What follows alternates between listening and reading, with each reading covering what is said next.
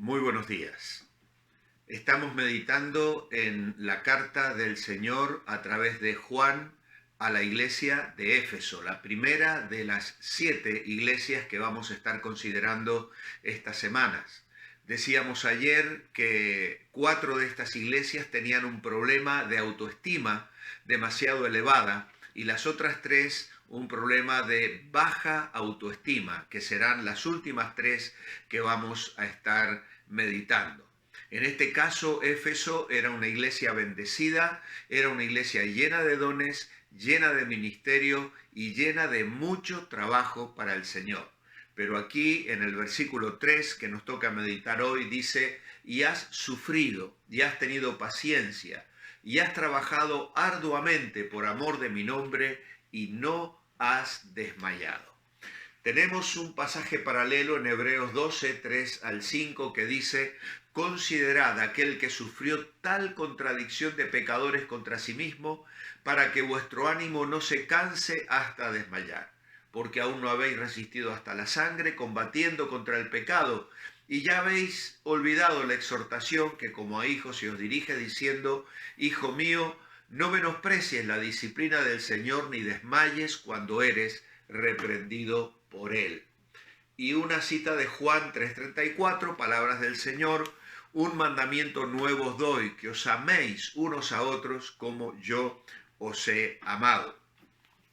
En nuestro comentario decimos que una de las cosas que resalta es la capacidad de observación del Señor. Nada queda oculto a su mirada, tanto las obras externas como la motivación interna. Las luchas que el enemigo presenta en diversos frentes y los juicios realizados hacia los falsos enseñadores que procuraban engañarles. Nada queda fuera de la divina observación.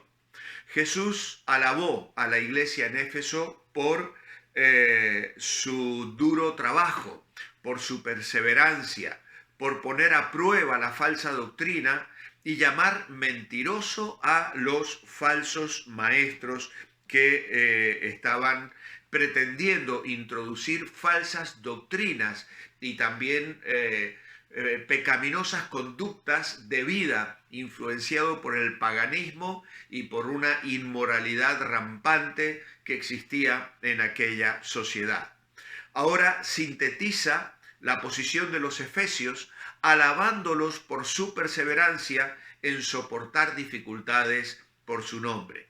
Y estas palabras deberían interpretarse como una referencia a la acción disciplinaria que la iglesia tomó con referencia a estos intrusos. Es decir, les prohibieron entrar en la iglesia y con ello dieron un ejemplo a las otras iglesias para que se comportaran igual.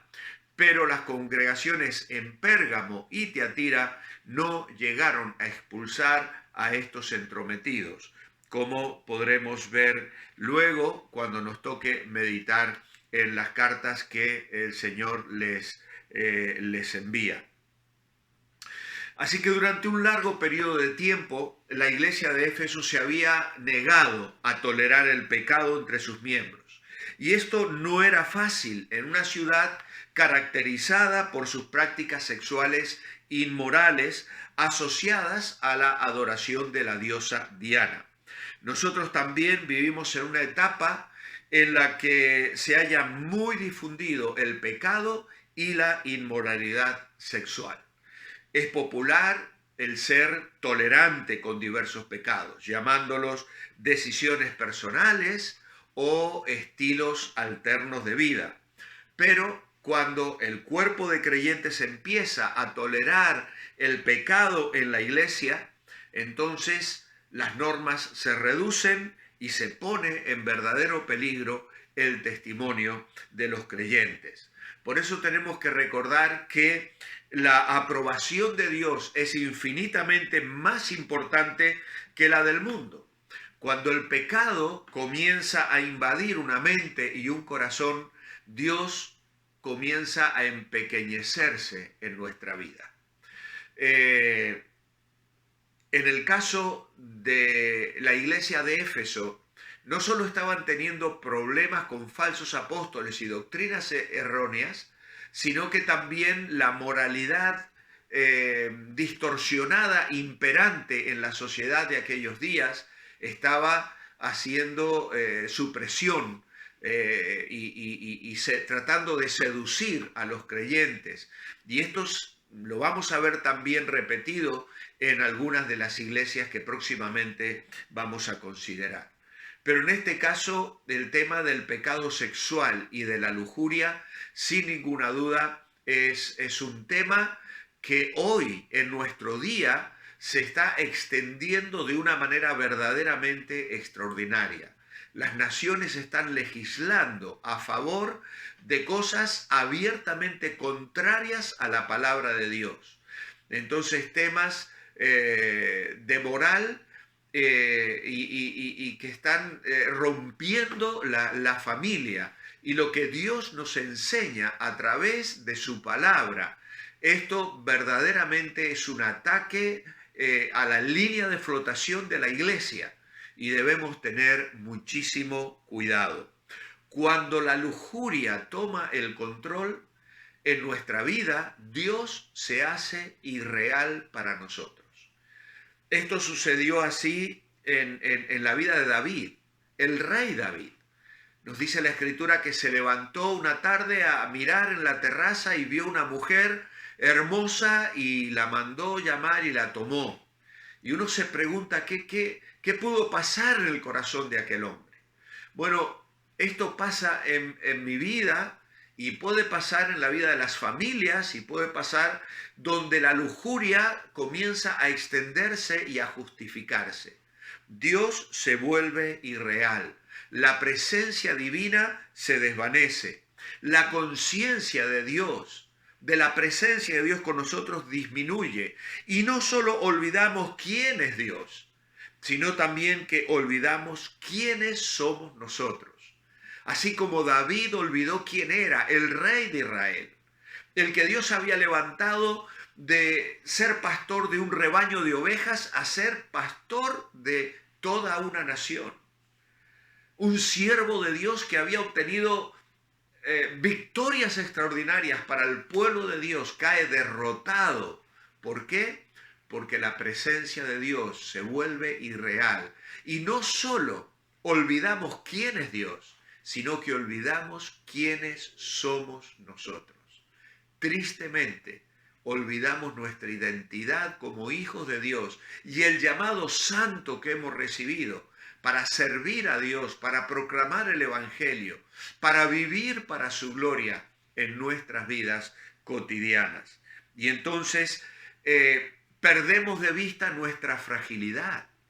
El pecado se adueña de nuestra mente y de nuestro corazón, y donde el pecado florece, florece la muerte. El pecado se presenta en nuestra vida de una manera sutil, prometiendo cosas. Y lamentablemente nos dejamos seducir y damos un paso de fe en el pecado que nos promete satisfacción sexual, que nos promete felicidad y placeres, tomar como nuestros primeros padres, que vieron el fruto del árbol, lo consideraron apetecible para comer, lo miraron, lo desearon, lo tomaron, y cuando lo comieron, tuvieron que procurar tapar. Y ese es el proceso del pecado en la vida del creyente, e incluso puede llegar a ser en la vida de una congregación, de una iglesia. Ver, desear, tomar y tapar. Este es el proceso que nos esclaviza y nos entristece, porque Dios se vuelve irreal para mí ante la oferta que el pecado me hace. Veo algo y lo deseo. Creo que eso me va a proporcionar algo que Dios no me está proporcionando. Algo que entiendo le falta a mi vida. Y entonces lo que estoy haciendo es creer, poner la fe en la propuesta de Satanás, en la propuesta del pecado, en la propuesta que el mundo me hace. Y por fe doy ese paso, olvidándome de la promesa de Dios. del llamado a la santidad, de que la Biblia dice que es bienaventurado el varón que no anduvo en consejo de malos, ni estuvo en camino de pecadores, ni en silla de escarnecedores se ha sentado, sino que en la ley del Señor está su delicia, y en su ley medita de día y de noche. Y hay una promesa que yo debo aceptar por fe. Será como árbol plantado junto a corrientes de agua, que da su fruto en su tiempo y su hoja no cae, y todo lo que hace prosperará. Pero si el pecado consigue que Dios se vuelva irreal para mí, entonces yo tomo la decisión por fe y olvidándome de Dios, elijo el camino del pecado y las inevitables consecuencias del pecado. Ver, desear, tomar y tapar. Y ojalá ese tapar sea tapar, pero el tapar en realidad es pudrición. Como dice el Salmo 32, pudrición entró en mis huesos. Traté de taparlo y no pude. Traté de vivir, pero se volvió mi verdor en sequedades de verano. El corazón del creyente se apaga, se muere. La vida espiritual se agosta, se seca, se marchita. El gozo de la experiencia de la presencia de Dios. Cuando el pecado nos envuelve. Por eso es que tenemos que volvernos al Señor. Tenemos que aceptar el llamamiento santo y vivir por fe diciendo no y siendo conscientes de que el Señor está con nosotros y nos acompaña. Él nos conoce completamente, lo que pasa en cada una de nuestras vidas y nos comprende. En este caso, los creyentes de Éfeso eran un pueblo que sufría, pero lo hicieron con perseverancia. Soportaron las cargas sin desmayar, fatigados con lealtad, significa esto, y sin dejar de trabajar para el Señor. Y lo hicieron por amor al nombre de Jesús. Y esa es una manera adecuada de resplandecer cumpliendo el propósito de un candelero. Las pruebas que habían soportado fueron difíciles y estaban durando un tiempo prolongado, no eran breves. Y oponerse a estas falsas enseñanzas, a esta seducción del pecado y de falsos enseñadores, exigió una fortaleza espiritual y un trabajo arduo, porque no era fácil responder a lo que el imperio quería imponer. El César es Señor. Y entonces ellos tuvieron que afirmar con valentía, Jesús es el Señor, honrando así el nombre de Cristo y soportando con valentía persecución y dificultades sin desanimarse en la vida espiritual. Así que Cristo elogia a la iglesia de Éfeso por su arduo trabajo, su paciencia, su resistencia al pecado, examen cuidadoso de falsos apóstoles y sufrimiento paciente y sin claudicación. Toda iglesia debe tener estas características, pero estos buenos esfuerzos deben surgir de nuestro amor a Jesucristo. Tanto Jesús como Juan recalcaron el amor de los unos por los otros como una prueba auténtica del Evangelio. En el esfuerzo por mantener pura la enseñanza, la moral y la doctrina, es posible perder el espíritu caritativo. Y esto va a ser el tema de mañana. Un conflicto que no se resuelve puede debilitar o acabar nuestra paciencia y nuestro afecto. Y al defender la fe, tenemos que cuidarnos de no levantar una estructura que debilite el amor. Mi oración escrita en esta mañana es: amado Padre, ayúdame a luchar contra el pecado en mi vida. Que siempre recuerde que su presencia hace que mi corazón deje de ser consciente de tu presencia. Y yo quiero, Señor, tenerte a ti. No lo que el mundo y el pecado promete, que siempre acaba en muerte, sino tu presencia y santidad que trae bendición en mi vida ahora y para siempre, para la eternidad. En el nombre de Jesús. Amén. Que tengáis un muy buen día.